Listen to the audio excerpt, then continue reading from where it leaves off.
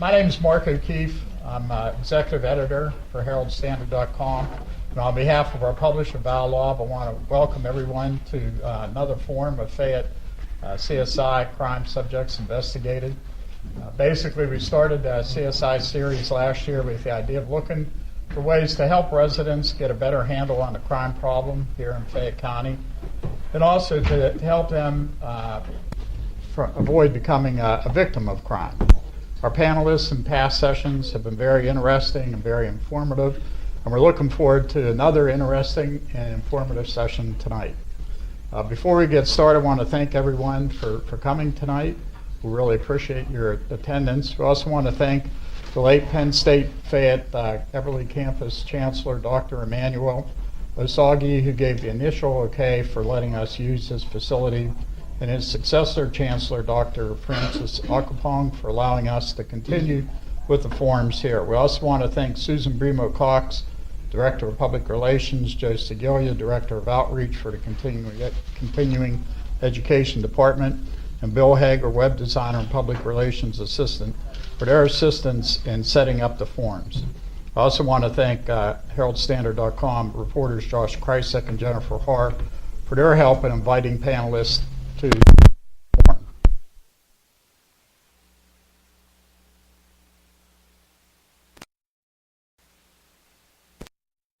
Tonight's topic is Fayette County Treatment Court. A relatively new program. The purpose of Treatment Court is to try and get defendants with mental illnesses the help they need so they don't become repeat offenders. Instead of sitting in prison untreated, the hope is that they can get the treatment that they need and go on to lead productive lives in the future. We really appreciate our panelists for coming, and I ask you to join me in thanking them, so let's give them a big hand. And I'll introduce our panelists, and this will be the order that they'll be speaking in tonight. We have State Police Lieutenant David Heckman. He's in charge of the State Police Station at Uniontown. Clinton Anderson, Mental Health Program Manager for the Fayette County Behavioral Health Administration. Seth Vargo, Supervisor of the Forensic and Diversion Reentry Program for Southwestern Pennsylvania's Human Service. Fayette County District Attorney Jack R. Hennix Jr., Attorney Jeremy Davis of the Davis & Davis Law Firm, Leroy Townsend, Pretrial Services Officer for the Fayette County Adult Probation Office, Jackie Fritz, Executive Director of the Crime Victim Center of Fayette County, Dr. Richard Ball, Professor in the Administration of Justice Program at Penn State Fayette, the Everly Campus, and Shirley Dempsey, a Psychology Lecturer at Penn State Fayette, the Everly Campus. So our first guest speaker tonight will be State Police Lieutenant David Heckman. Mr. O'Keefe, thanks for having me. I'm very glad to be here tonight with Mr. O'Keefe and everybody here on the panel. He asked me to come up here and speak. I ran through some of the numbers just to give you an idea of the number of mental health issues we deal with. The ones that I can track will be the assist that we give mental health whenever they get a 302 commitment. Those 302 commitments, they get those mental health warrants through their investigations or family members who call in, and we'll assist them in going in and gaining control of those subjects and getting them transported to appropriate facility. A lot of times it's Highlands Hospital for us. We average 2 to 3 a week average throughout the year. In addition to those, as we come across incidents, we're going to encounter from time to time people who have mental health issues or are disturbed mentally. Those may be the domestic strife, disturbance calls, people calling in about somebody's acting bizarre in the neighborhood. And as we go out there and encounter those people, our officers are trained through the academy and through yearly training to identify and deal with people who have mental health issues. Through that interaction and those conversations, we determine that person's a threat to themselves or to others, then we are going to initiate an involuntary mental health commitment by signing the mental health warrant ourselves as police officers. we have that authority. We're also going to come across people who have issues or disturbed through the investigation of serious crimes. Arsons is one thing that hits my mind. We had an individual, and he repeatedly would commit arsons. Our stance on that is we arrested that subject and put him into the judicial system, and then that would be D.A. Hennicks's problem or issue to deal with prosecuting that case to show competency or whatever. The court system is there for that purpose. So in instances where there's a serious crime committed, we're going to initiate court proceedings and incarcerate that person. The system and the judges will determine the place and length of incarceration, whether it be in a prison system or a state hospital for people who need that special help. That's up to the system. So that's ours is going to be more of a reactionary. We're called when things hit that point where it's out of control, or where they need some type of help or placement, and that's where we come in. So at the end of the panel, if there's any questions or specifics that I can answer, or maybe some topics that I brushed over that are of interest to you, I'll do my best to answer those. Thank you. Thank you very much, Lieutenant Heckman. Our next speaker is going to be Clinton Anderson, Mental Health Program Manager for Fayette County Behavioral Health Administration. And Clinton, along with Lisa Ferris-Kushner, the Chief Executive Officer at the Fayette County Behavioral Health Administration, has been very instrumental in starting the Fayette County Treatment Program. Good afternoon or good evening, everyone. My name's Clinton Anderson. As Mark said, I'm from Fayette County Behavioral Health, and I'm a mental health program manager. I also substitute as the treatment court coordinator, who basically directs the traffic of what clients are going to be eligible, not eligible, and I meet with the treatment team for service plans. I think today there's really not enough time to explain the whole process of the mental health court, but I took about a 60-page PowerPoint and reduced it down to about 6 or 7 sheets, but I just want to give you some things and some background of the treatment court. What is the Fayette County Treatment Court? The treatment court is a specialized docket of court of common pleas designated to handle court cases of defendants with mental illness or mental illness and substance abuse. It substitutes your problem-solving model for traditional court processes. Our Criminal Justice Advisory Board is the board that oversees this project.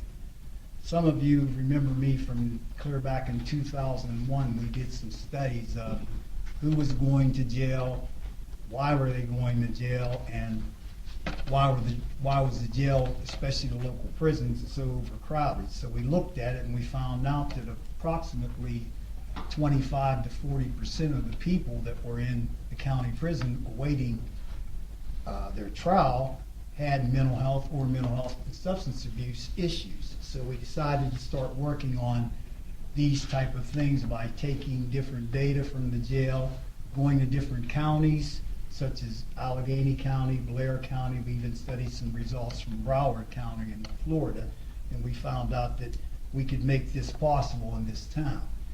So I'm going to go to how does the treatment court work.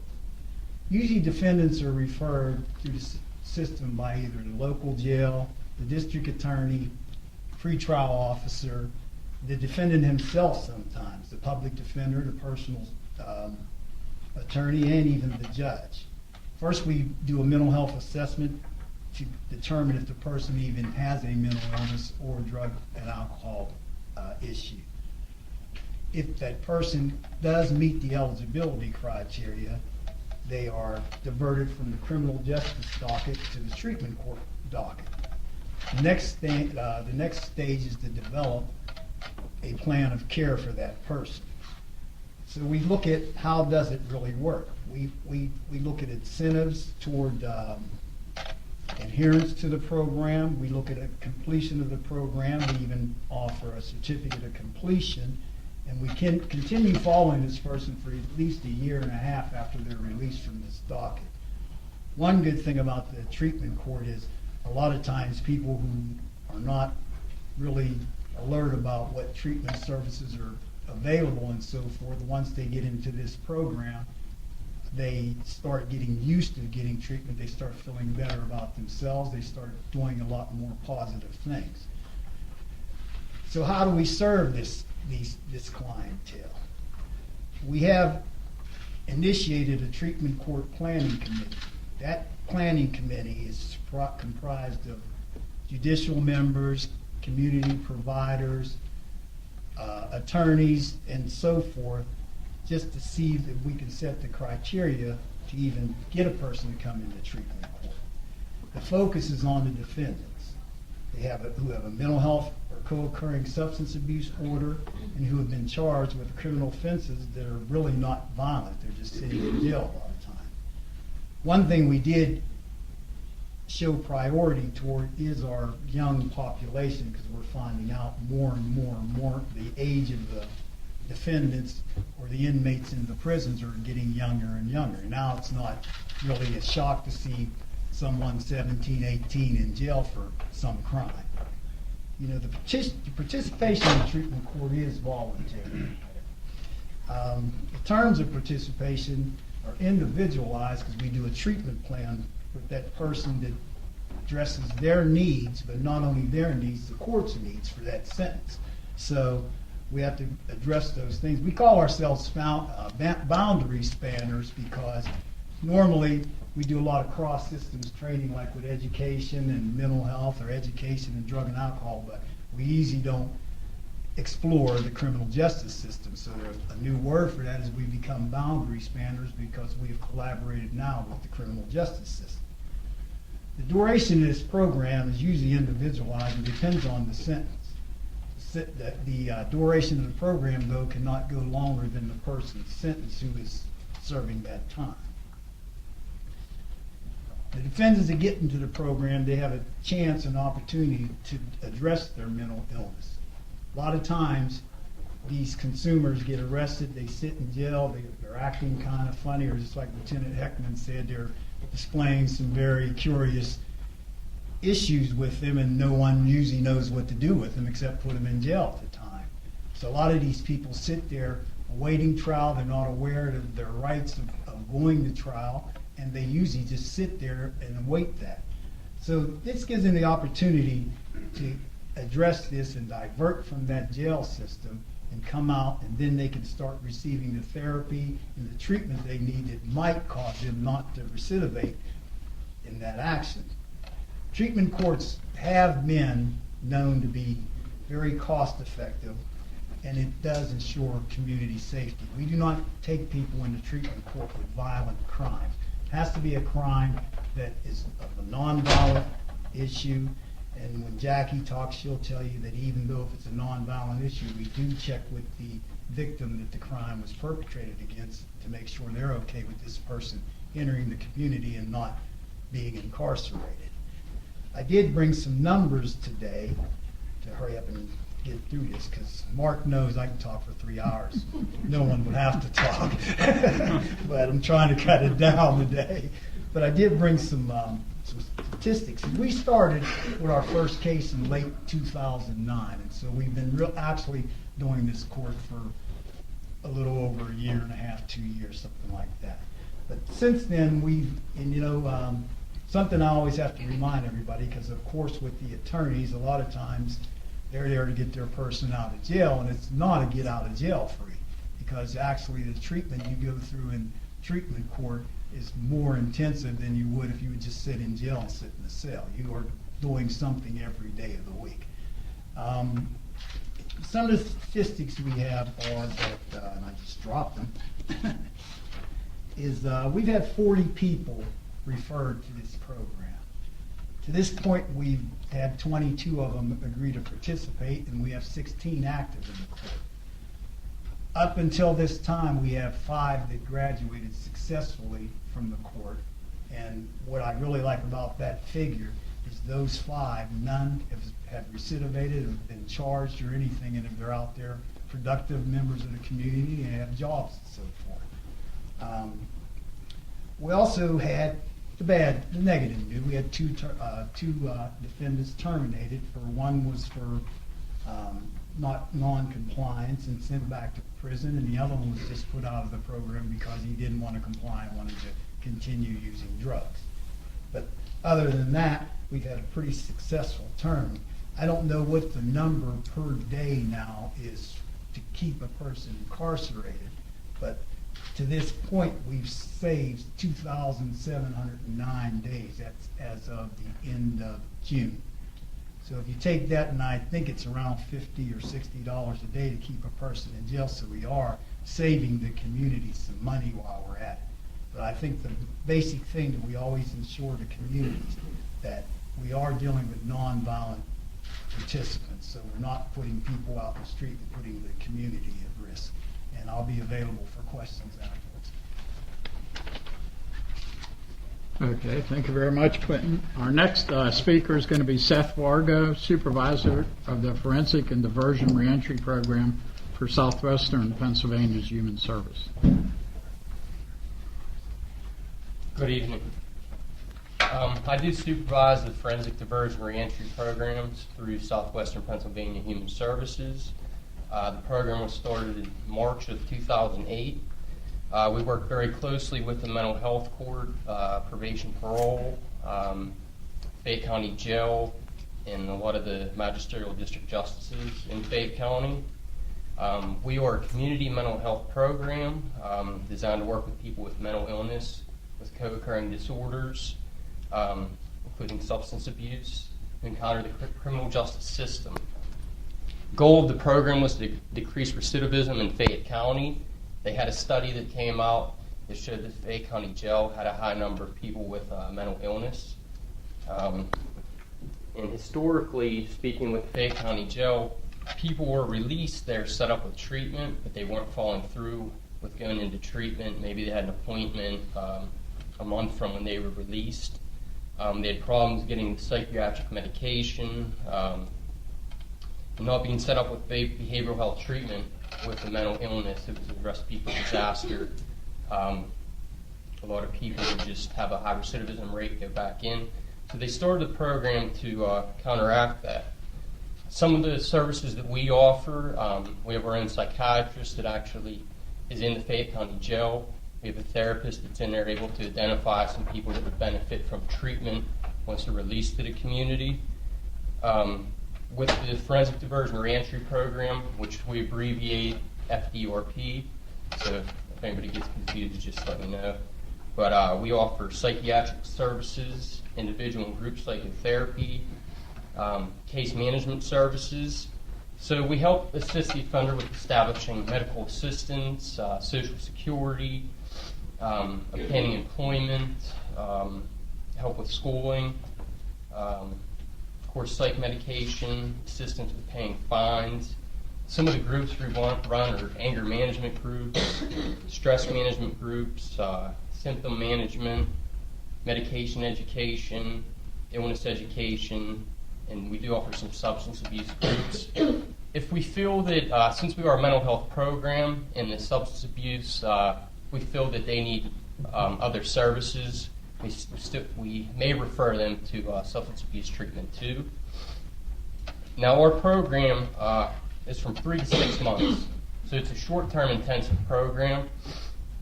Upon completion of it, we do have an SPHS outpatient center.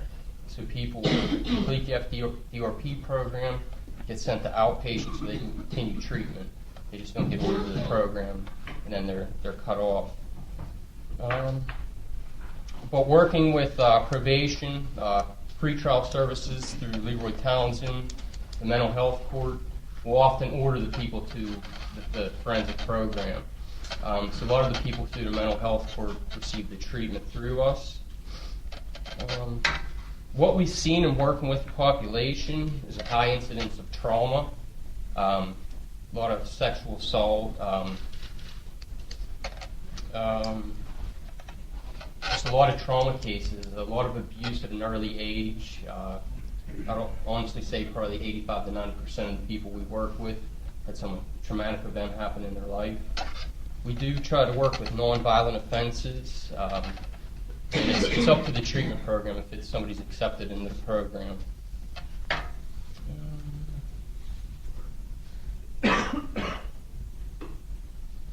Working closely with probation parole and with the judges, it really helps ensure that people attend the treatment. If we didn't have the criminal justice helping with them attending, I think it would be very difficult with the population.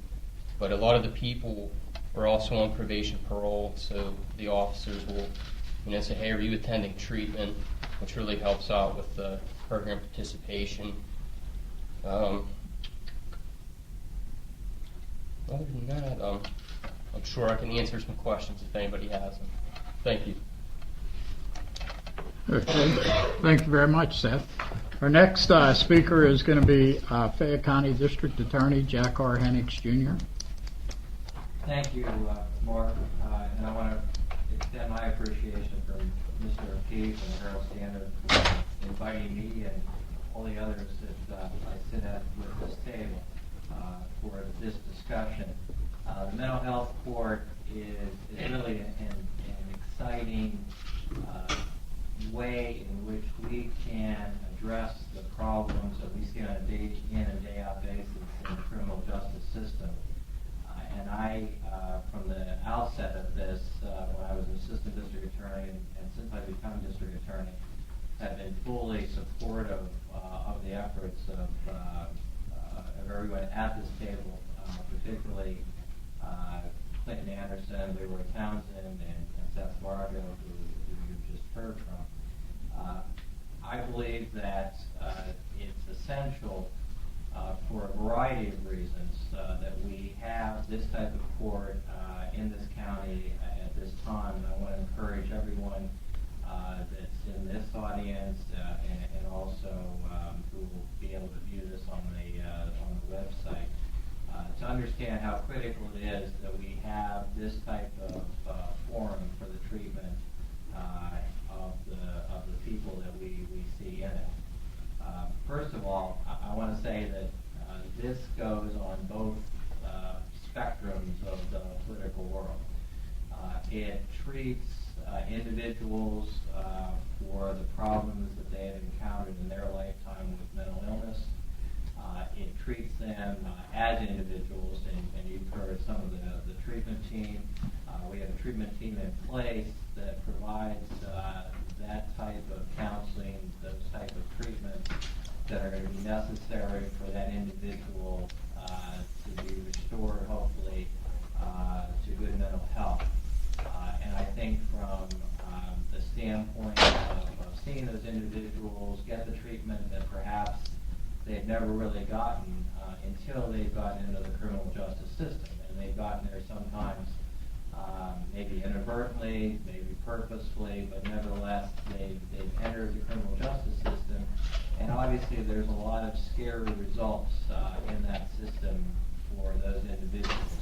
There's jail, there's state correctional institution, there's the Fayette County Jail, there's all kinds of confinements that they're going to be subject to, they have subjected themselves to because of their behavior.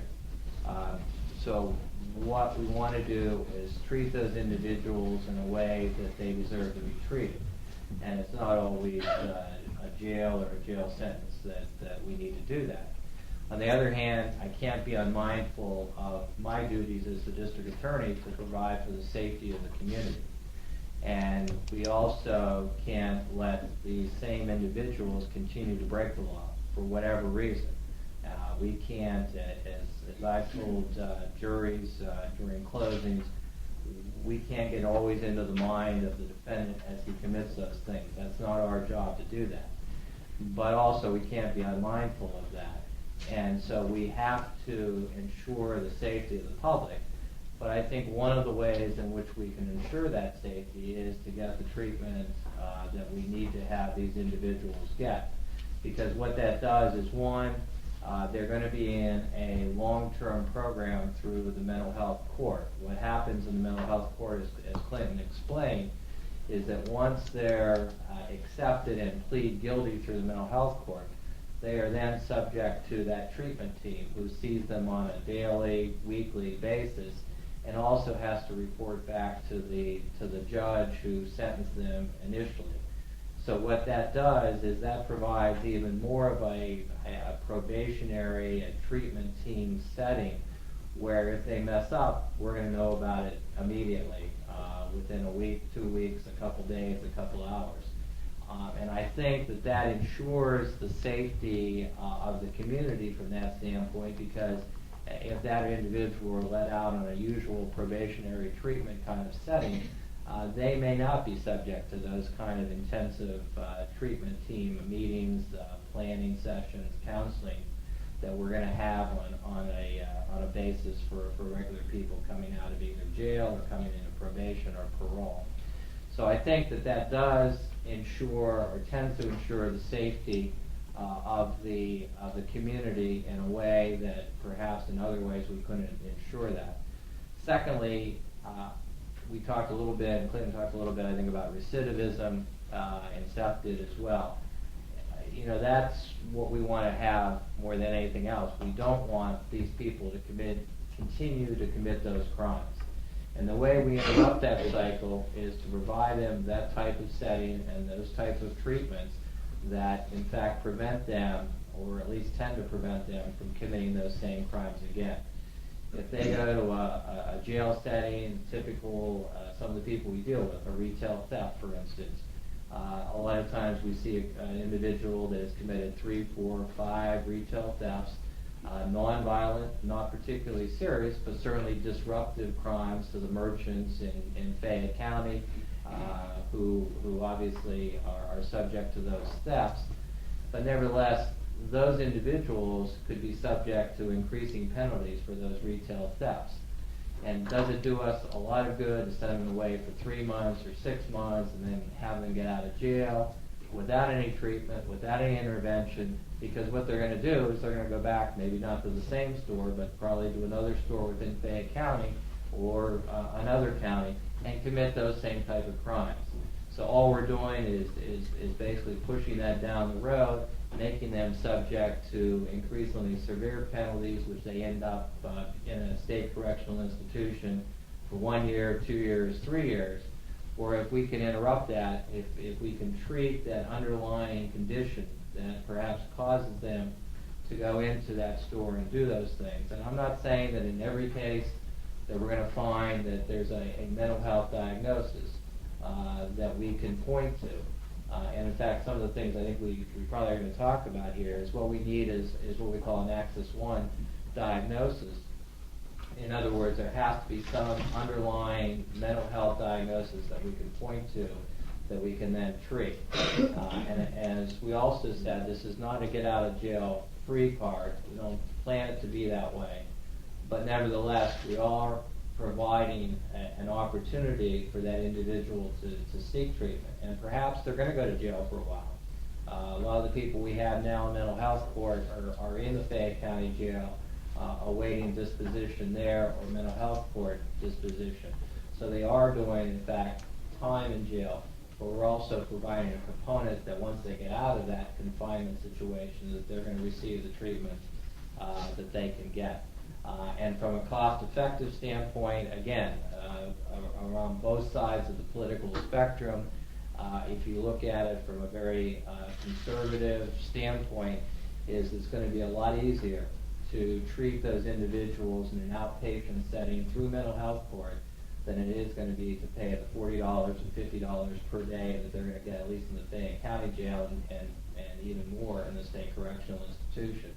So from a cost-effective standpoint, it's going to be better in the long run that those individuals are treated here through a system where they're going to get that kind of counseling, they're going to get that kind of treatment, rather than just putting them in jail, turning the lock on the jail, and not letting them out until their sentence is over. So those are the parameters that certainly I deal with on a daily basis. I certainly have encouraged that. I was a public defender initially, saw some of those same people that were maybe not seeing now, sometimes their parents. But I, back in the 80s, was in a position to seek treatment for a lot of my clients. And one of the things that I'm most proud of is that I think we developed a system where instead of sending them to a Torrent, well, at that point, a Mayview or a Farview, is we actually got in place staff psychiatrists through the old Chestnut Ridge, now it's Chestnut Ridge Counseling Services, who went into the jail and made those diagnoses, saved the county a lot of money from doing that, saved us a lot of time and trouble for getting those diagnoses, and then getting into, at that point, at least that we knew what those individuals were, what kind of mental health problems they had, and tried to arrange the services that we had. We didn't have a mental health court then, so a lot of times they may have ended up going to jail, but at least we were able to pinpoint some of those problems.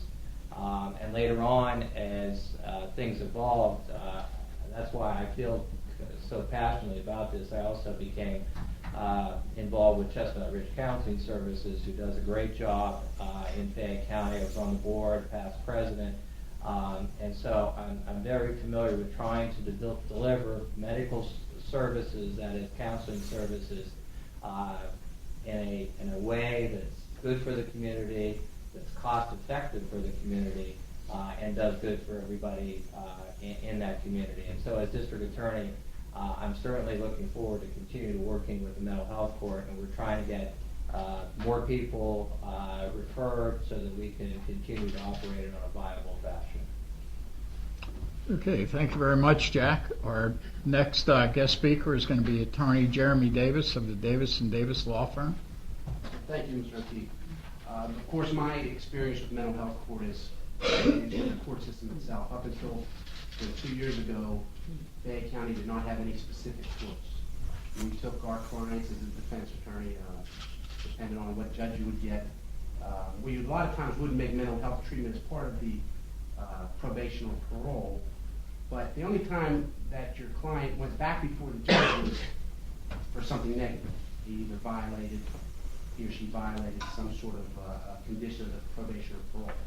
Well, that's why I like this mental health court, and I think that it can be very beneficial. I'm not sure if it's run as efficiently yet as it can be, but it is a relatively new program. When somebody is sentenced in mental health court, they go before one judge, and it's now our senior judge, Judge Conrad Capuzzi. So you're taking all of the people who you've had referred through the mental health program. And how it starts is at the preliminary hearing, or when you're first meeting with your client, you kind of ask them, if you look at the chart and you think it's something that could be accepted with the mental health court, you ask them if they've ever been diagnosed with a mental health issue, or if they've ever had prior mental health treatment. Well, of course, I'm not a psychologist, so I'm not going to make that determination. So we get a form that you actually fill out, and we send it down to Mr. Anderson, and then it goes through the process. Then you hear back about it, and through the district attorney's office, they make you an offer that whatever the offer is, it's going to be with mental health court. Now, it's not a get out of jail free card, but, and Judge Capuzzi has said that, he will not sentence somebody under the guidelines, under our Pennsylvania sentencing guidelines. He has been known, though, to sentence in mitigated range instead of standard range. So somebody's standard range sentence would be, for instance, 3 to 6 months incarceration, but the mitigated range could be probation. Well, if we're going to have intensive mental health treatment, then that person could get sentenced to probation, but if they went through the normal court system, they're going to go to jail. They're going to get in there for 3 months and not receive any treatment. So the benefits of this program are, from the date they're sentenced, each month they're going to go back before the court with their attorney. A few days before the hearing, we get a report usually from Mr. Anderson, and it would say what the treatment team is doing, what type of treatment they're undergoing throughout that month, and what their recommendations are. And in my experience so far, has been positive. Most of the time, it's been that they continue on that treatment course, and then it'll say at the end, I think recommendation was a positive reinforcement.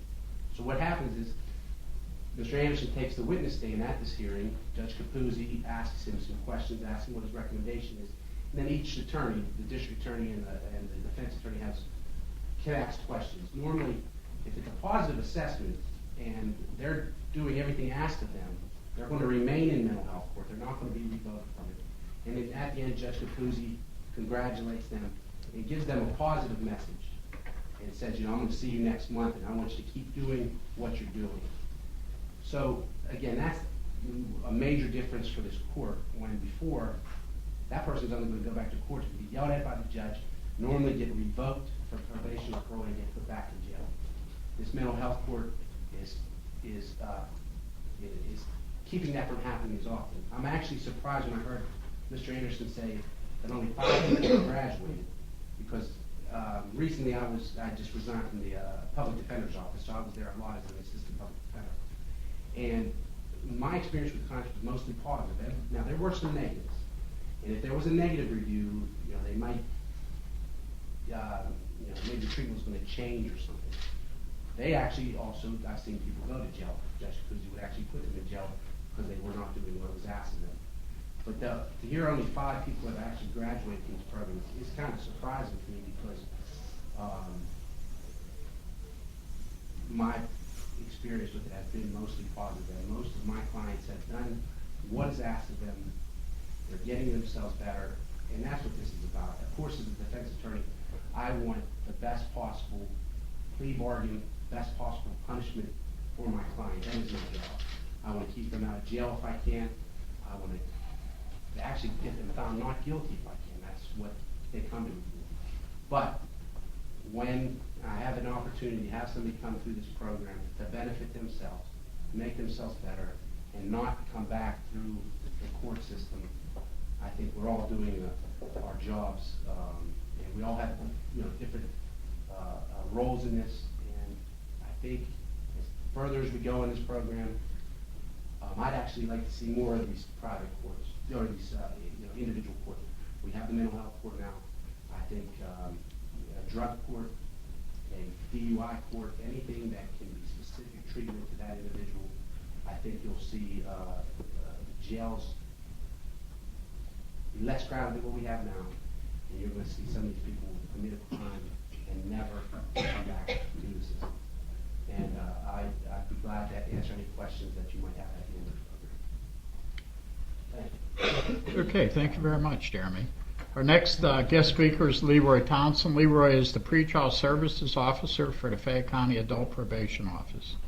Thank you, Mr. O'Keefe, and thank you all for having me and attending tonight and showing your interest. And I would be remiss if I didn't mention what has allowed us to be here tonight, which is the Fayette County Court of Common Pleas. As was previously mentioned, former President Judge and now Senior Judge Capuzzi, who presides over the treatment court, as well as our current President Judge, Judge Solomon, the other honorable members of the court, our other honorable magisterial district judges, our esteemed court administrator, Karen Kuhn, who's in attendance tonight.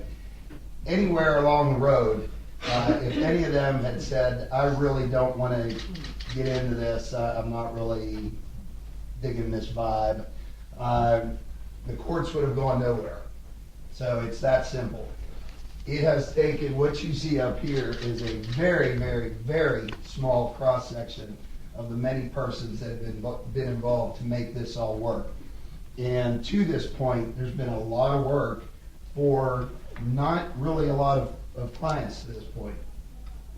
We're hoping to change, as Jeremy mentioned, there are some plans in the works for some additional specialty courts, which we're hoping to see. Again, the court is completely on board with this, so we're appreciative of that. To give you just a little basic idea, I'm not going to bore you with redundancy here.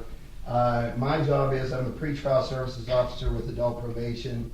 I work with defendants that have been referred to me primarily by the MDJs, the magisterial district judges, occasionally by the Court of Common Pleas. And I supervise them very similarly to general probation and parole. They come and see me, they're referred to drug and alcohol. I refer a lot of defendants to the forensic program with Seth. I only supervise them until they are sentenced, and then they're passed on either through mental health treatment court or in general court, where they continue on with a lot of those things. There's really not a lot of difference between a general court case and a treatment court case, which has been one of the things that our court was commended on.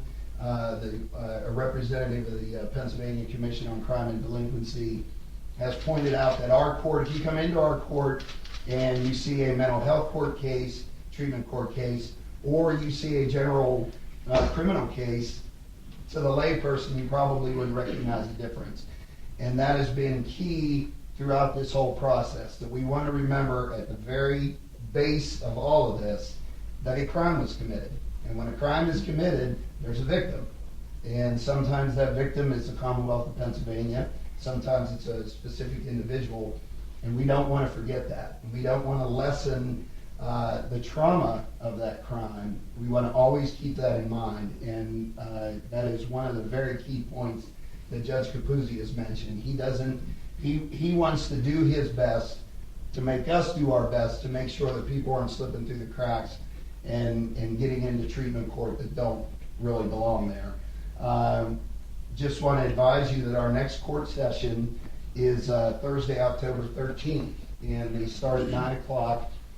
The courtroom varies, but if you go into the courthouse, they can point you to where treatment court is taking place. It's open to the public, and if you have an interest, you're more than welcome to come and see how things are going. I thought Jack painted a very good picture of the process, as well as all of our panel members did, but Jack really set up a good framework of how the court works and the purpose of it, so it would be available for questions. Okay, thank you very much, Leroy. Our next guest speaker is Jackie Fritz, Executive Director of the Crime Victim Center of Fayette County. Right, thank you for having me. I'm the lone victim advocate up here. That is the one thing I really admire, I guess, about mental health court is they didn't forget about the victims. People don't understand that even if it is not a violent crime, people do react to it. It can be a trauma to them, and mental health court didn't forget that. And what happens, how we get involved with it is once they have been approved for mental health court, and the district attorney has signed off, the PD's office, we then notify the victim of, mental health court, and that the offender has agreed to do mental health court. We explain the system to them, and only with their agreement, with them entering mental health court, will we sign off on the paper that then will proceed into the mental health court system. Thus far, every victim has agreed to it. There has been questions, and it's really, they just wanted these people that have created the offense to get the help they need. And they seem to be reassured that it was a process. It wasn't just, 3 months you're going to sit in jail, or 3 months you're going to go talk to a psychologist, but there was a process, there was accountability. And for anybody that's ever been a victim, accountability is extremely important. So for our agency, when we get these papers though, they have your crime on it and a crime code, and I asked Linda, what does it mean? Because it sounds like a violent crime to me, but it really is not a violent crime. So I kind of double check that before I even call the victim, because I don't want to make a error and have somebody going through the system and it was a violent crime. So from a victim agency standpoint, I think that the victim's voice is heard and is respected. It means a lot to me and the agency and our victims, but that's not always the case in the legal system. So I'm pleased to be here. Any questions, I'll be here. Okay, thank you very much, Jackie. And our next guest speaker is Dr. Richard Ball, Professor in Administration of Justice Program at Penn State Fayette, the Beverly campus. Hi, everybody. I'm not going to take very long. I want to get to the questions, too. Besides, everybody said everything I was going to say. So that's what comes of speaking last. I want to welcome you on behalf of Penn State. Nice turnout tonight for this topic, and we're really glad to have you here. I want to commend Fayette County from a national perspective for doing this, too. Because, it seems logical to do these kinds of things. A lot of times, in fact, I spend a lot of time explaining to my students why they're not done all the time. You know, they seem so logical. You're trying to get accountability, first of all, right? You're trying to get accountability. These people have to be accountable for what they've done. Because nobody's going to let anybody get away with anything. You have to do that. That's the basic principle, I would say, of our justice system, accountability. But you don't want to make the problem worse. A lot of the times, my older son's a police officer. I worked in 3 different prisons myself in 4 different states, Indiana, Ohio, Pennsylvania, West Virginia. And anybody who works in those systems will tell you that a lot of the time we overreact and we make a bigger problem out of something that should not have become such a big problem. So you got to hold people accountable. And I'm not telling you something you don't know. It's not rocket science. You got to hold people accountable, but you don't want to make the problems worse by overreacting to them in an inappropriate way. You're trying to get deterrence too. You're trying to prevent this stuff from happening again, to keep these people from recidivating, right? You don't want them to be coming back into the system in a revolving door time after time after time. And if they have drug problems, or if they have mental health problems, that may be what's going to happen. Because they don't have the resources within themselves, if I can put it that way, to really break out of that cycle without somebody working with them. So you want to get accountability, you want to get deterrence, that is, you want to try to get some prevention, keep them from coming back into the system. And as Mr. Hennick said, looking at it from a different political perspective, you want to save money. None of the parts of our system is adequately funded. You know, you work in the system as a police officer, a probation officer, a judge, whatever you're doing, you never have enough resources to do the job you're hired to do. You never do. So it's very important to save money, to cut costs. And these kinds of things cut costs. I mean, I've worked 40 years. I've been working with this kind of thing. We developed the first program in the United States down in Florida with the electronic ankle bracelets for electronic monitoring of drunken drivers. In 7 years, we saved West Palm Beach County $2.5 million. Now, I'm not saying that you'll do this with the treatment court here, but you can get accountability. You can cut down on recidivism and so forth, and you can save the taxpayers money. So why don't we do these things all the time? One reason is because, and I've said this any number of times over the years, you try something new, something different, and it works right 10,000 times, and people don't pay any attention. One time, something goes wrong, and everybody's on your back. You know, and I'm old enough to remember Ted Williams, and the best he ever did was hit 407. I mean, half the time he didn't get on base, right? The greatest hitter, you know, well, Stan Musial was from close by, but you know what I'm saying? So what do people expect? Things we logically ought to be doing, we're not doing them, I'm saying, because people expect 100% success on everything. And actually, practically speaking, what that means is, one reason we may not have as many people coming into the treatment court as perhaps would be desirable is you're trying to cut down on the odds of anything going wrong at any time, under any circumstances between now and eternity. You know? So you're trying to cut your risk. And that's not the best way to win a ball game. It's, you know, you don't play not to lose. Right? That's what we say. You don't play not to lose.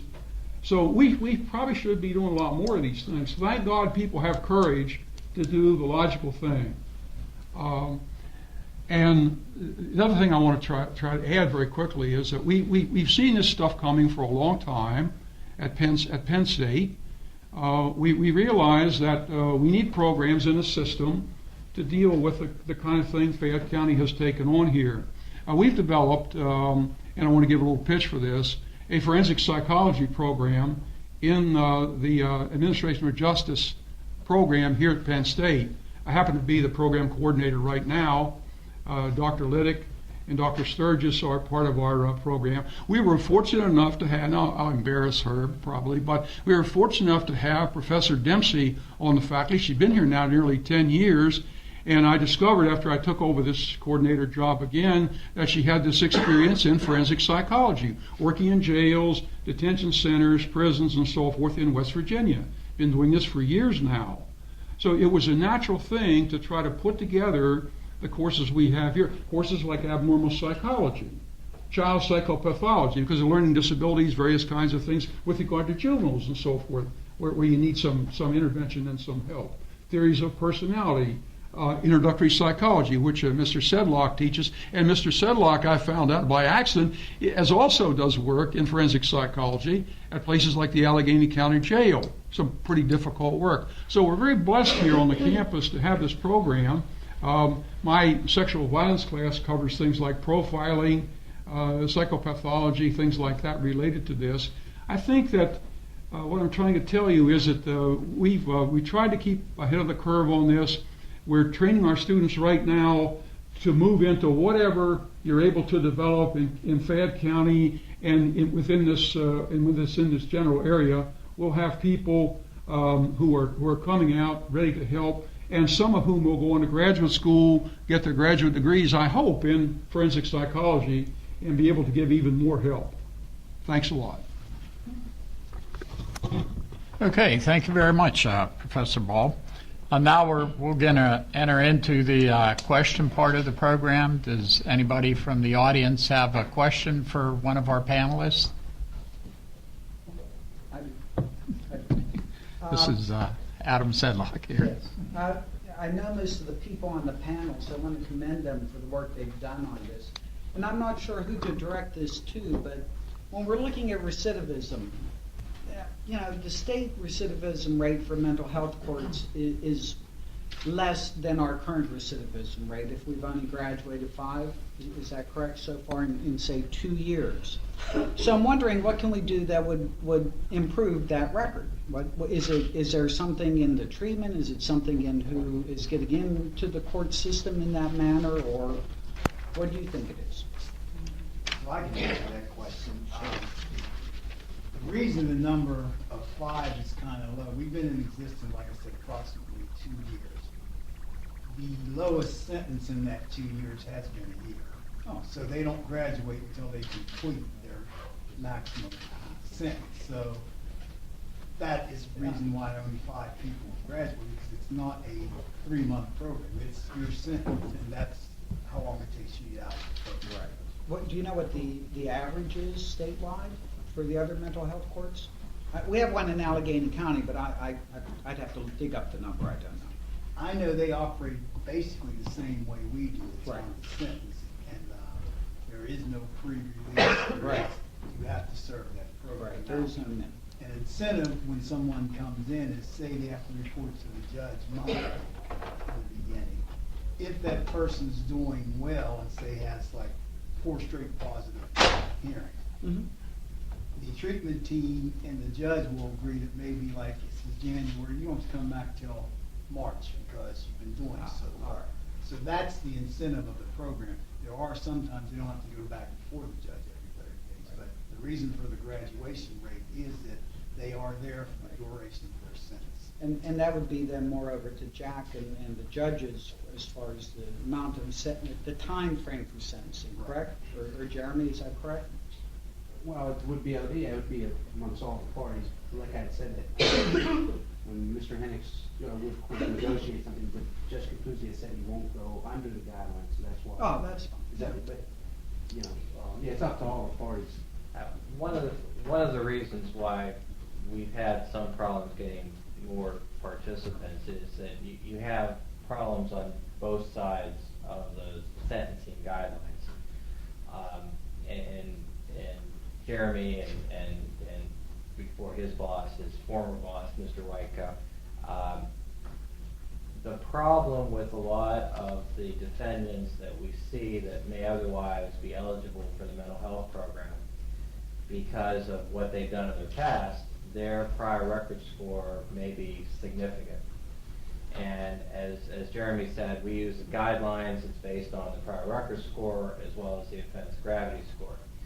So a lot of the people that we see in the system have those type of prior record scores that would lead one to believe that they should be sentenced for, not only 10 months or 20 months, but upwards of an SCI sentence, a state correctional institution sentence. So the problem is on that side is that because we can't, and Judge Capuzzi and of course my problem as well is that I am reluctant to give those type of plea bargains out to people that have those type of significant prior record scores, even though they may otherwise be eligible for mental health court. They may have that serious mental health illness, but because of what they've done in the past that hasn't been treated through the mental health court, that they are looking at a fairly significant sentence that we have problems doing that in the current criminal justice system. And so that's on that side of the scale, that's a problem. We sometimes can adjust some charges, make the offense gravity score a little less. I can't change the prior record score. It is what it is. So that's the problem on the one side.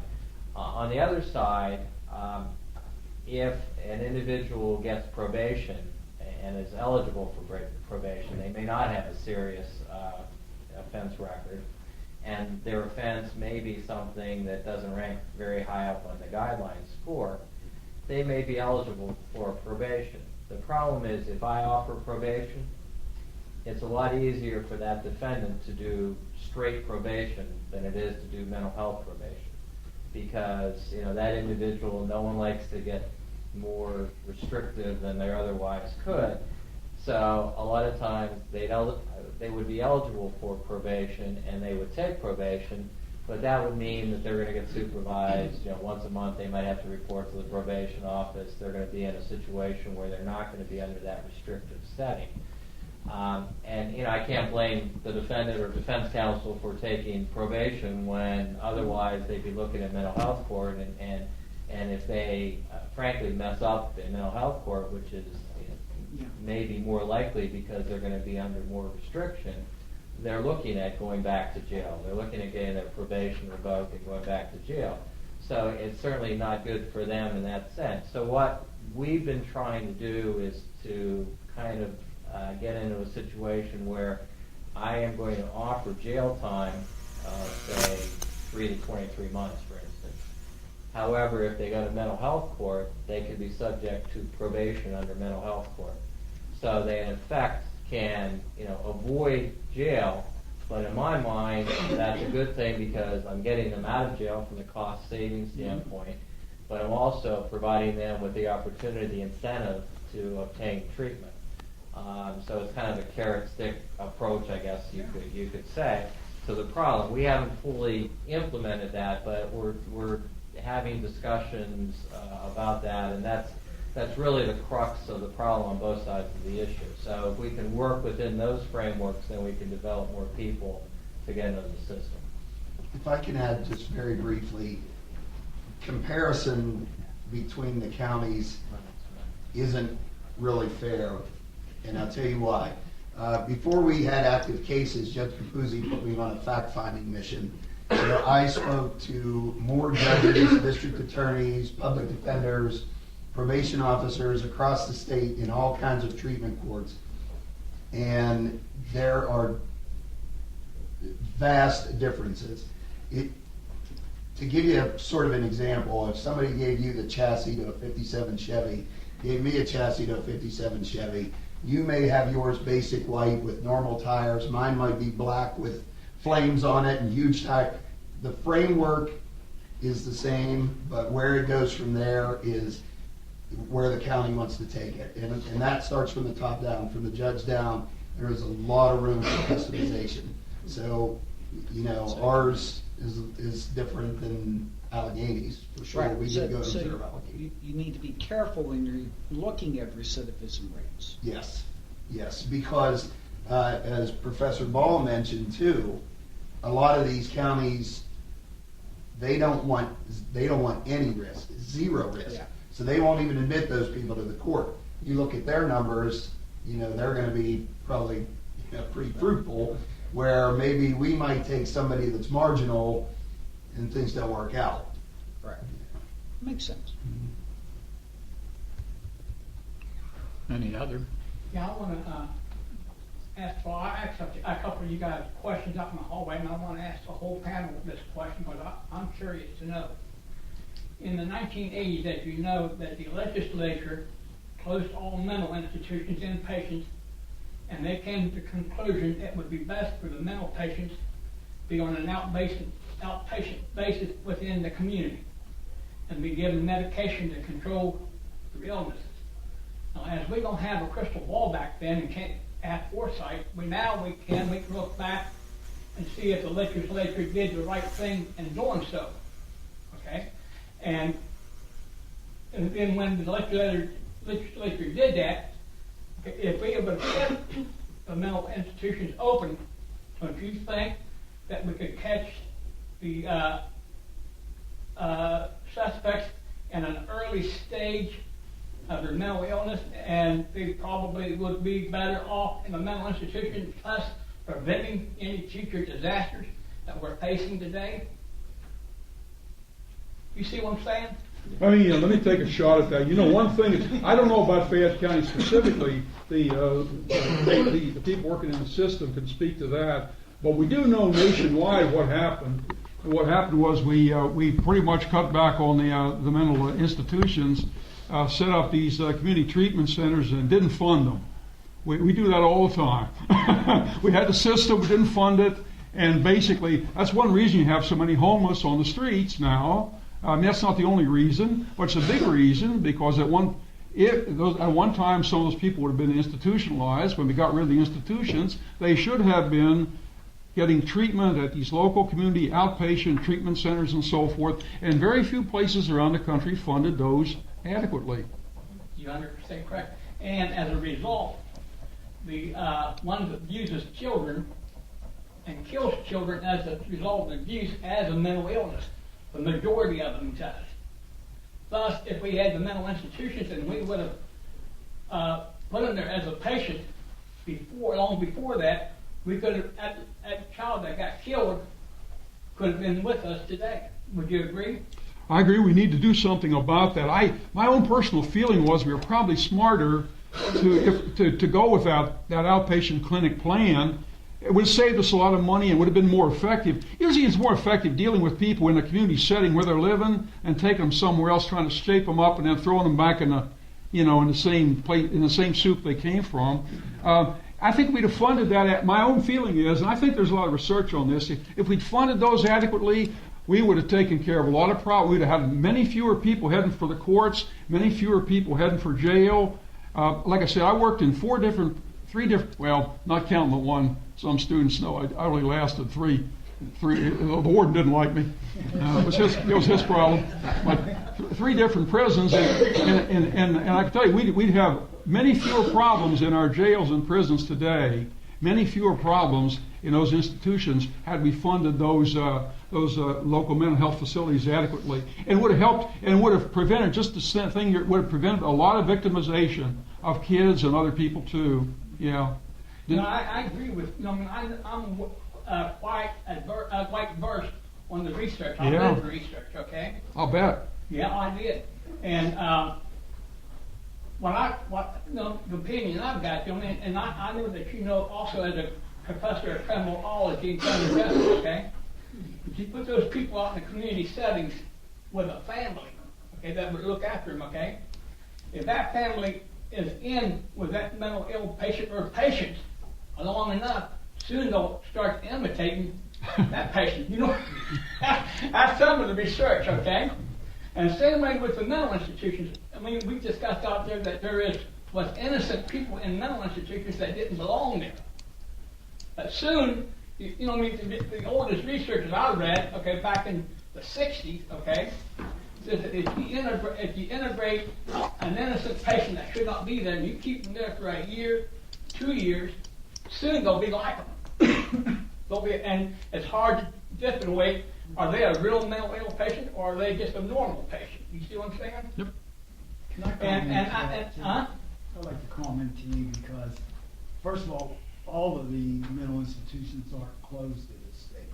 Yes, I know that. And, It lost me a lot of money too. I understand where you're coming from, but, you know, according to the Mental Health Act of '66, we just can't predict that someone's going to be a child molester or a child predator and put them in a hospital and shape that behavior. There's only 4 different ways that a person can end up in a mental health institution or in any type of structured facility, and that's through the involuntary commitment process.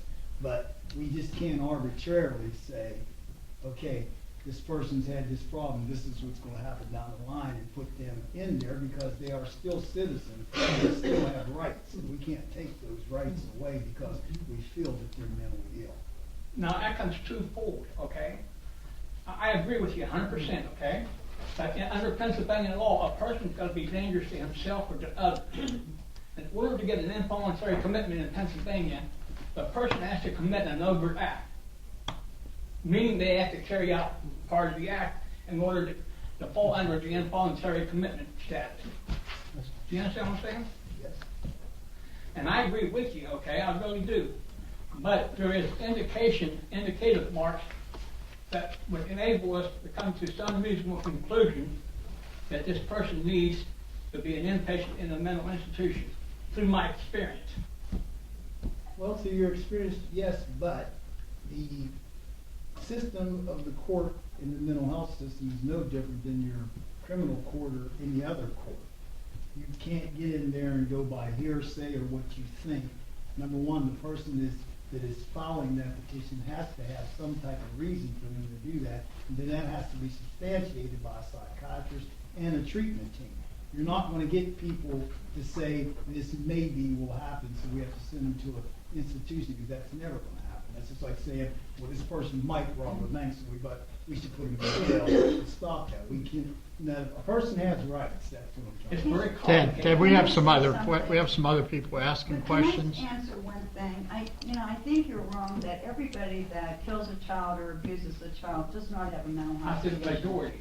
Well, I don't even think it's a majority. I think there's just some truly evil people in the world. And I think saying it's a mental health issue, a majority of the time, is unfair to the people that really do have a mental health issue. That's all I have to say. A question from the woman in the Yeah, I back. think maybe you could be the one that would be able to answer this the best. Ms. Fritz has made the comment that you have to have the approval of the victim in order to go to the mental health court. Why does the victim have so much power? They are not, they are a victim of a crime, yes, but they are not experienced in the judicial system. Why do they have so much power? Well, I think in any criminal case where there is a victim, is we consult with that victim because obviously they have been the one that has been particularly aggrieved by whatever the defendant has done.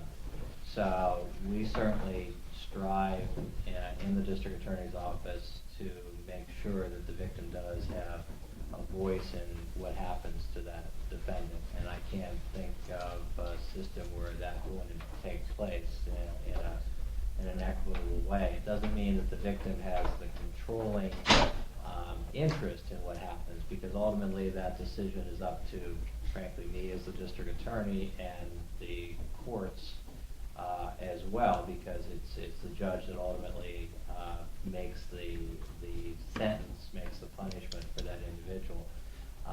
But we certainly take into account what the victim thinks about the crime that occurred to him or her, and in ways that I think is appropriate.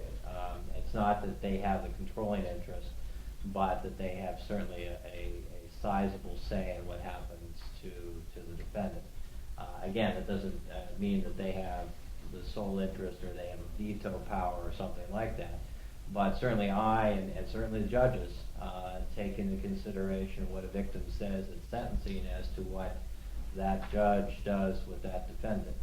And I've seen a number of times where the judge has listened to a victim at sentencing, and as a result of that has either decided not to sentence the individual in the way that had been proposed, or sentence that individual more severely. And frankly, from the other side of that, family members of the defendant also have the opportunity to present mitigating factors in regard to the defendant. So the court and I take that into consideration as well. That's all part of the process of trying to figure out what the best punishment is for that individual. Could you just clarify one thing for me, because this is something else I did want to know. Whenever you talk about the crime victims, you know, or their families, or loved ones, let's say there was a murder, for instance, I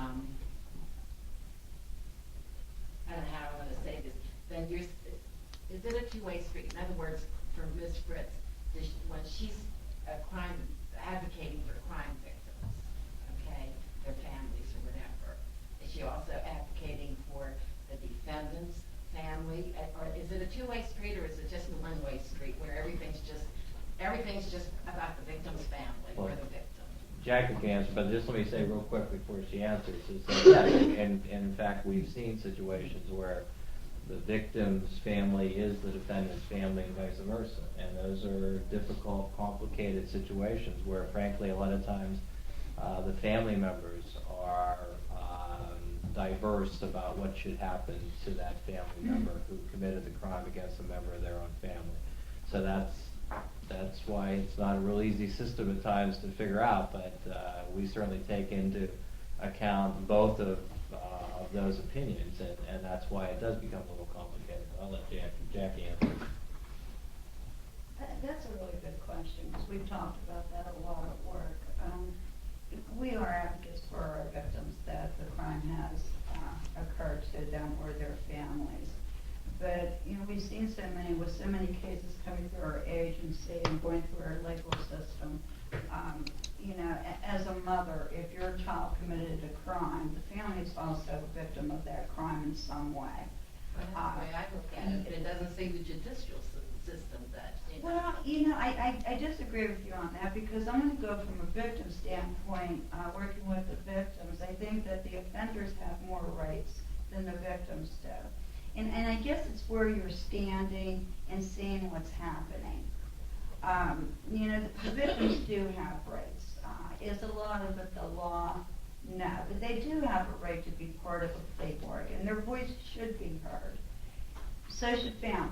You know, if a family of the offender, they need to be heard too. We forget about the people that are in the perimeter, either the victim's family or the perpetrator's family, because the whole community is a victim at that point. But when you're a victim agency and getting state and federal money, we have to stand with the victims and their families. That does not mean that if you were a family member of a perpetrator and you were having a hard time dealing with it, that doesn't mean we want to see you at our agency. You know, we work real hard to realize what victimization is and in different ways that it can be, it show itself.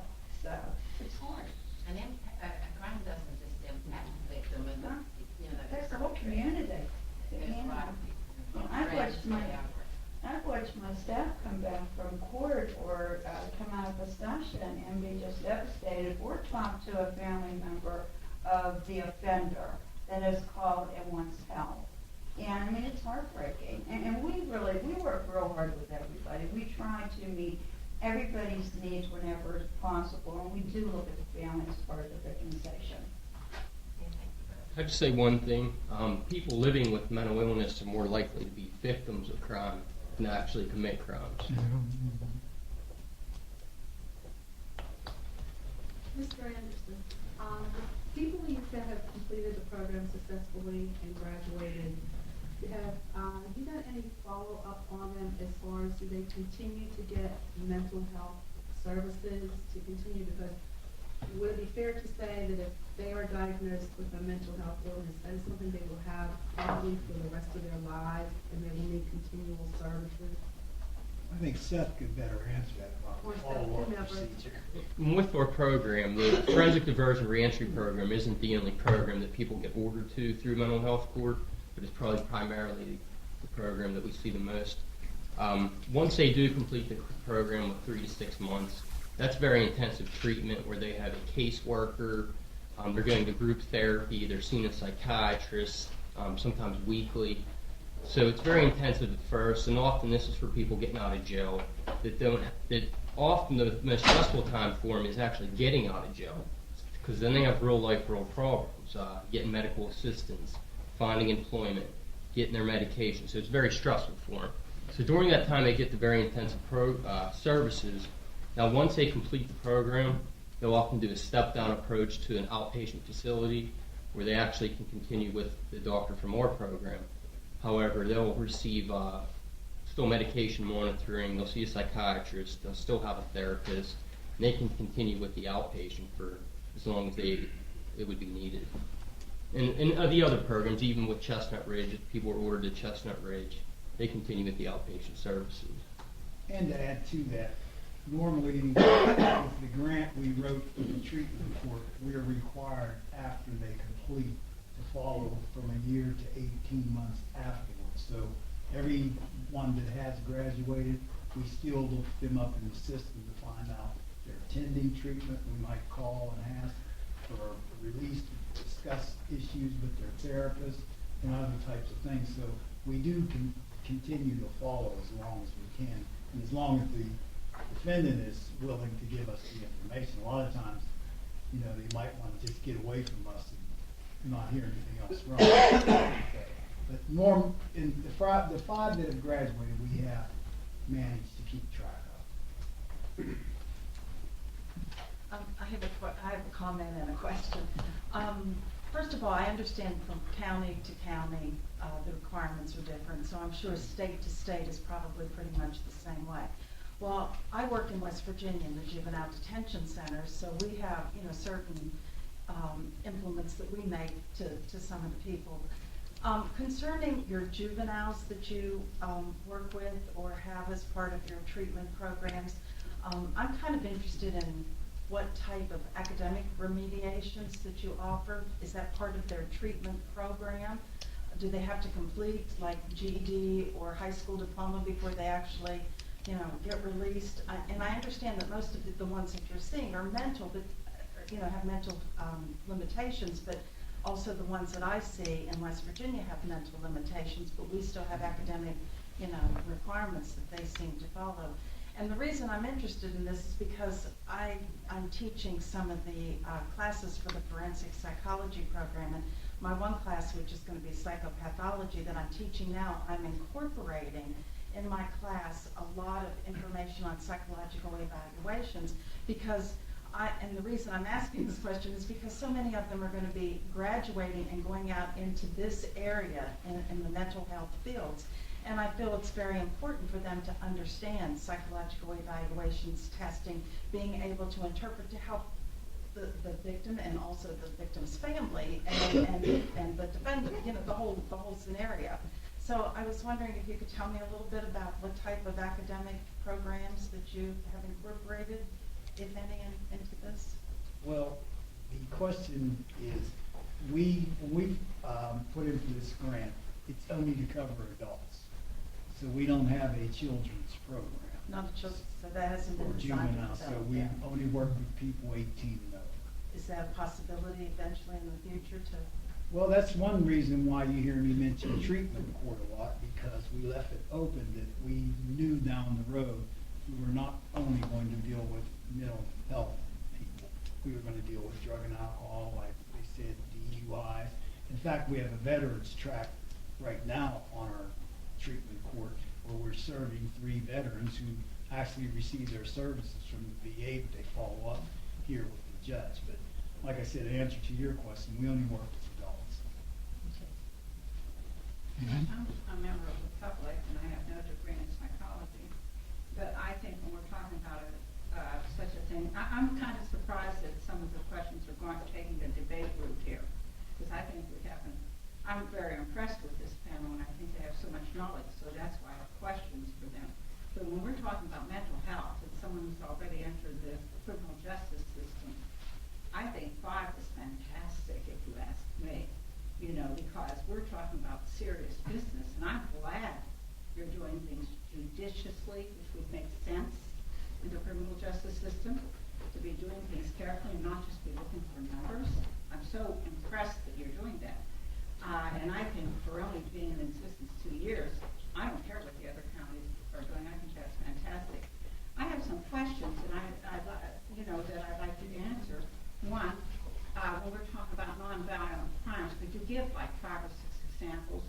2, what Mr. Vargas said about 85 to 90% trauma, perhaps from childhood sexual abuse.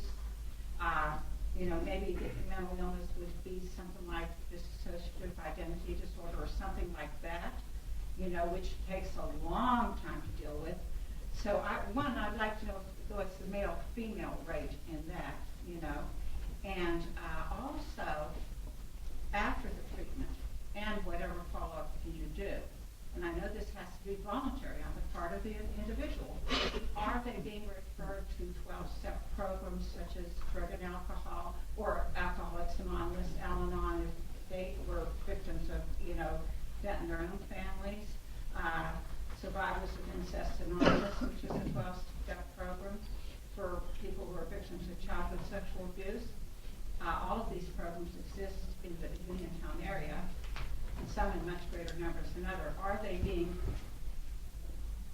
led to those programs so they would have a rest of their life type of support group? Those are my questions. Just to answer, just starting with the Alcoholics Anonymous or Narcotics Anonymous, anybody that we have come in with substance abuse disorders, which is typically probably 85-90%. So co-occurring disorders with the mental illness, we motivate them to complete the AANA. We'll often make it a part of their treatment plan, their service plan agreement, even through the mental health court. So one individual may have to attend so many a week to get them signed off on, and that gets reported to the judge when they go in front of him. Now with our program it's a little different because we do get people ordered to the magisterial district justices through probation parole, but we definitely push for that because it's very important to get the community treatment with that. Now with the abuse that you're talking about, with the trauma that I mentioned, we've seen a lot of sexual abuse. I think I quoted 85-90% of the people. Physical violence, relationship violence, so a very high percentage. Now, once they do complete the program, they do continue through therapy. So, they do get to focus on that if that's the point of treatment. A lot of the times through different treatment modalities, that's not something that you focus on through and throughout their treatment. If they're able to work on some of them issues, they may wish to discontinue working on that particular event, if that helps.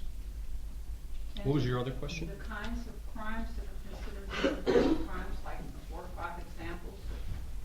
If I can comment very briefly on that, I don't know that we can answer that question specifically, and I'll tell you why. We did a lot of debate about this when the court first started to come into existence. For example, retail theft.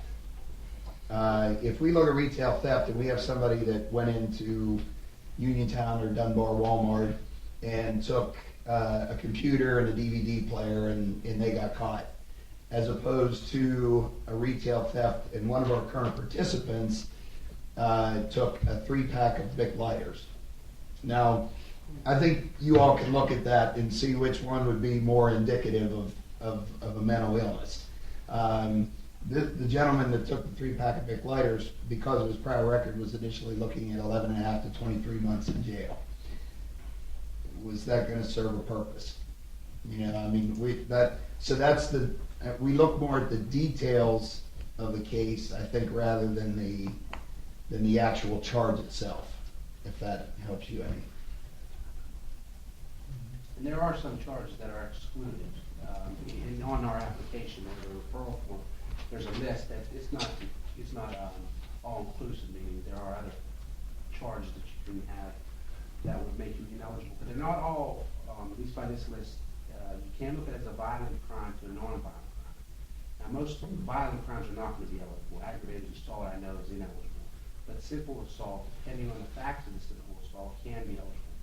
I've seen stalking go through mental health. And actually, I had a client, one of the first clients, I believe that, and he is a graduate of the program, one of the five, one of the first ones to be accepted. He was stalked. You know, you're not going to see too many robberies go through, but you might see some retail thefts or even the theft by unlawful taking. Of course, murder, any type of a homicide. And this list actually, driving and the influences on here to escape, kidnapping, assault by a prisoner, those things are ineligible right from the outset. They're not even going to be considered. So you see more of what's in some of the charges that will make you ineligible more than just charges that are automatically going to make you eligible. What about sexual assault? Sexual assault is going to be ineligible. I mean, in my experience, I don't know about all of it. It would Is all be. of it? Yeah, it ineligible? would be, yes. Okay, I didn't want to answer that. Yes, although, I mean, certainly, you know, those issues are open for discussion about how much they're controlled by mental illness, but for the most part, at least at this point, we're not gonna go to the sexual assault area. But, that doesn't mean that down the road that we might have opportunities to do that. Certainly, things like, frankly, indecent exposure and things like that, may fall within that, and that's, you know, I don't want to use the term violent or non-violent, it's certainly offensive, but that's not as probably intrusive as obviously rape. So it may be possible that those kind of things would fall within that purview of that. Next question. Talk about that. Yes, good evening, everyone. I want to, again, also, everyone else commend the panel. This was a great opportunity, sponsored by Herald-Standard and Mental Health Court, and the panel, members of the panel. I have really enjoyed everything. Mr. Hennix, Attorney Hennix, your statements on this program, this mental health court being a critical an essential component needed in the community and the justice system for the individuals that are mentally ill and have mental health and drug and alcohol problems. I know from my own experience that it is a very prevalent problem in Fayette County. The accountability that Ms. Fritz mentioned, that is very, very important for the rehabilitation of not only the victim but the perpetrator to first of all admit their accountability for their action and the restoration of the wholesome life, because it does affect everyone. And young man, Mr. Townsend from probation and parole, I enjoyed learning more about you all's part in helping steer these individuals into restoring their lives into wholeness. And Mr. Varga, I just don't have enough thanks to you for your program, for what all you are helping them to implement and bring into play here for these young men and women. The prior record score, I understand more, Attorney Hennix and Attorney Davis, what prevents some individuals that are housed in the Fayette County jails or the court systems from being eligible for your mental health court because of their prior record scores. Although I would consider that sometimes the reason for some individuals' prior record scores is probably because of their mental illness, but because of their acts of behavior and conduct disorders, it has caused them to continuously do certain things. But that's a whole different chapter and form altogether. But, and Dr. Ball, I will always appreciate everything you have to say, and you're still on your Williams baseball. But I have a question to ask, because this is such a fine form and such a good implemented program that's already been in place in Fayette County, and how can one of the community, I know when I worked in Camp Hill for the state, that we had a CASA program, and that's mostly for juveniles and young children. But how can members of the community on some sort of support backup for you all help or come into play as an advocacy or support for you all and the individuals that are in your programs? I know some of the members in the audience mentioned about follow-up, Al-Anons and what have you. And being a parent that has adopted, mental health children and that are now teenager and adults, sure, I face this all the time. And I can understand what the one audience member mentioned about not only is the victim and their family suffering, so is the parent of the perpetrator. And I think that I worked with SCI for a number of years in Camp Hill. SCI Camp Hill a number of years, and of course the maximum security I had to do, your capital cases, that your last moments and what have you. So you hear different comments and what have you. And to me, as a courts reporter, that really wasn't doing any good for that victim's family, nor the person laying there, nor the person that, so it was like this cycle. But I wanted to know more of being a solution to the problem, and what you are doing, you all should all be commended on it, because it is what is needed in this community. I certainly wish that this was a packed room, because, and then you advertised it, and you made the announcement in the newspaper, which made the news of it forthcoming for everyone. And the more that you all do these forums, I would hope that people will become more consciously aware of what is available and the resources that are available, and can put it into always finger pointing or blaming, or we should have, or we shouldn't have, and da-da-da-da-da. Because you all are doing what you're doing. You're doing a fine job of it, and you should be commended. And I would like to know, how can members of the community become involved in helping you all support what you're doing? Well, I can answer that.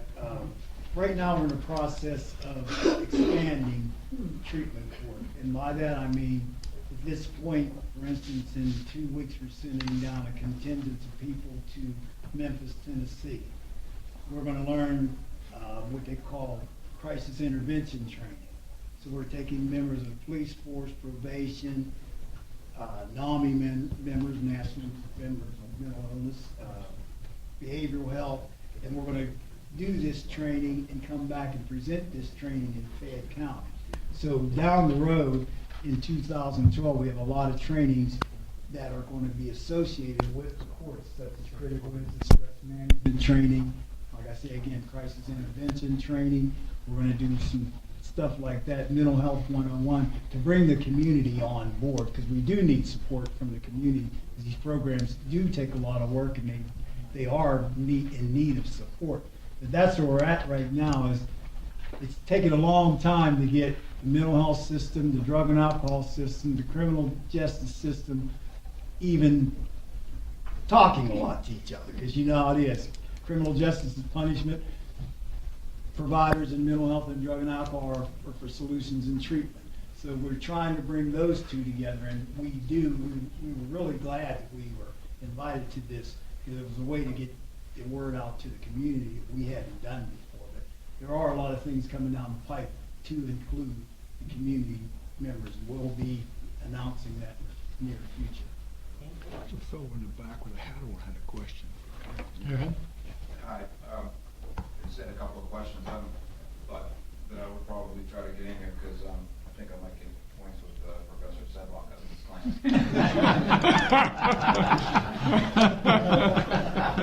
About that, this actually is an issue that's relative to me, and I wanted to ask the district attorney. You probably don't have hard numbers, but what do you think are the numbers of people in Fayette County Jail that are drug related?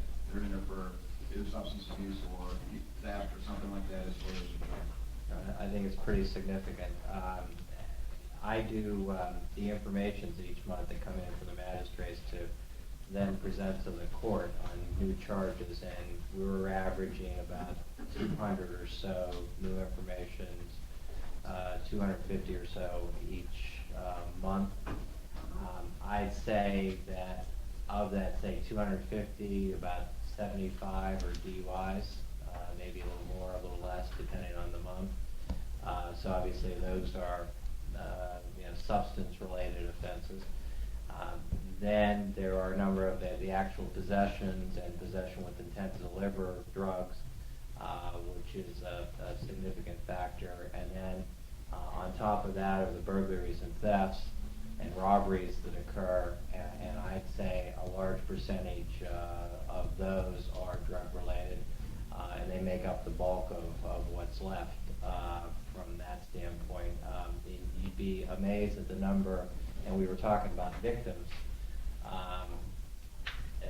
Both the defendant's family as well as the victim's family, and a lot of the cases, the people that are subject to those thefts or those burglaries are actually the parents, the family members of that drug-addicted person who steals from, frankly, his own family or relatives. They have access to the house, to valuables, to things that they can take and to then use for their own drug habit.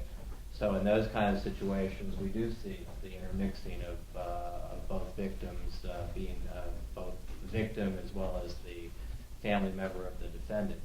So I'd say, I mean, as far as numbers,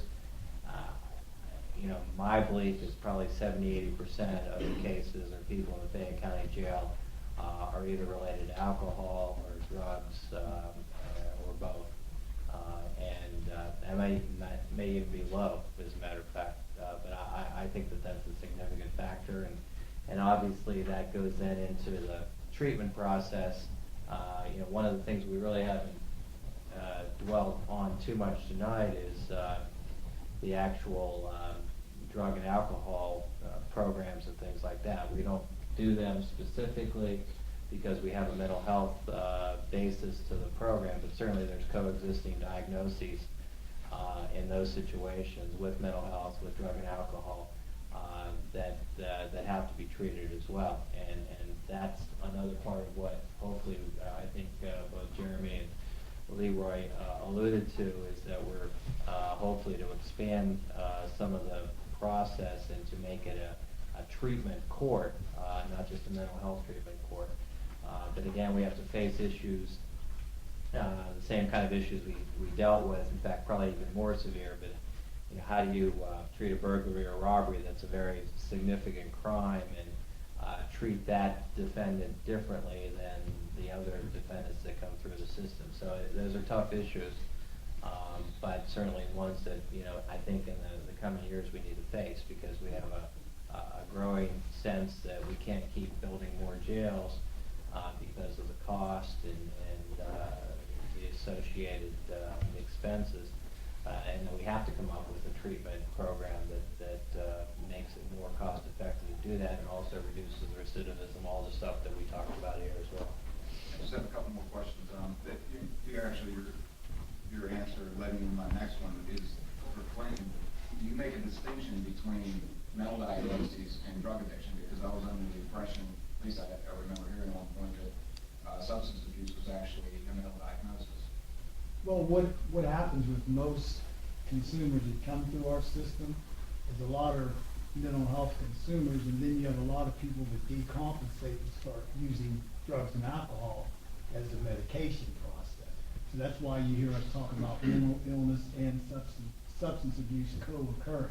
These issues a lot of times, in fact, probably out of I think the national is around 60% of people have some type of substance abuse across the United States, and probably about 25 to 30% of those have co-occurring mental illness also. So it's hard to really put a number on a lot of things, because a lot of people will admit being mentally ill and won't admit doing drugs. So but the figures that we've gotten so far have been really high, and that our jails have turned into our mental institutions now because there's so many people coming in. It's fairly high. That's where we work with. We have a mental illness substance abuse provider. So they work with, because you can't say what came first, the chicken or the egg. You have to deal with both of them at the same time. Thank you. Last thing, I just wanted to say, the topic of the juveniles, we were talking about, and you were all experts in what you do, and from the standpoint of recovery, as a recovering drug addict myself, a graduate